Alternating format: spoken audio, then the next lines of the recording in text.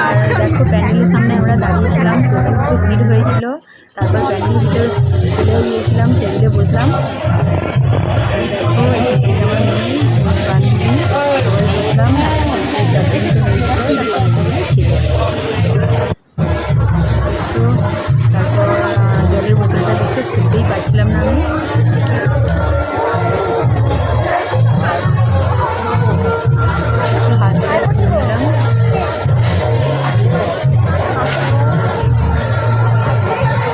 আমার বড় মেয়ে আর আমার পাশে যে বসে আছে সেটা আমার ছোটো মেয়ে।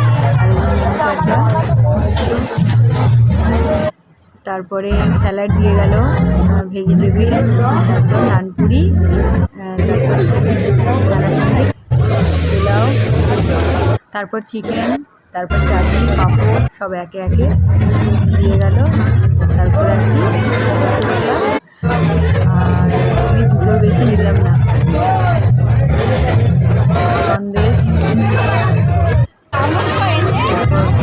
আইসক্রিম, তারপরে হজমোলা, তারপর বাড়ি চলে এলাম। ঠিক আছে।